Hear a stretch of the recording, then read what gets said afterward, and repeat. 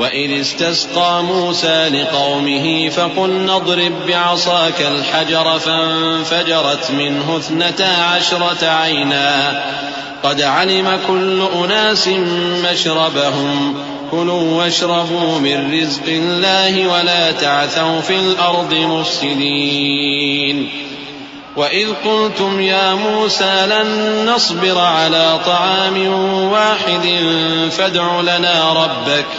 فادع لنا ربك يخرج لنا مما تنبت الأرض من بقلها وقثائها وفومها وعدسها وبصلها قال أتستبدلون الذي هو أدنى بالذي هو خير اهبطوا مصرا فإن لكم ما سألتم وضربت عليهم الذلة والمسكنة وباءوا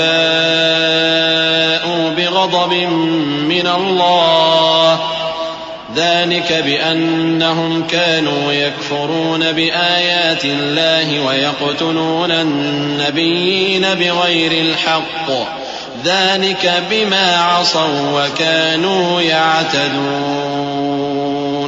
اور جب موسیٰ نے اپنی قوم کے لیے ہم سے پانی مانگا تو ہم نے کہا کہ اپنی لاٹھی پتھر پر مارو۔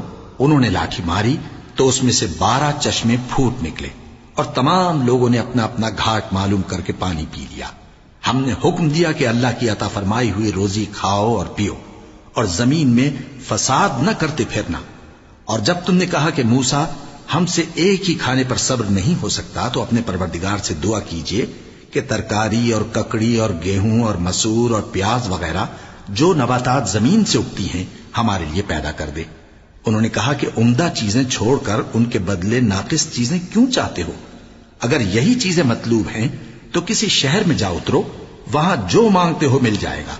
اور آخر کار ذلت و رسوائی اور محتاجی و بے نوائی ان سے چمٹا دی گئی اور وہ اللہ کے غضب میں گرفتار ہو گئے۔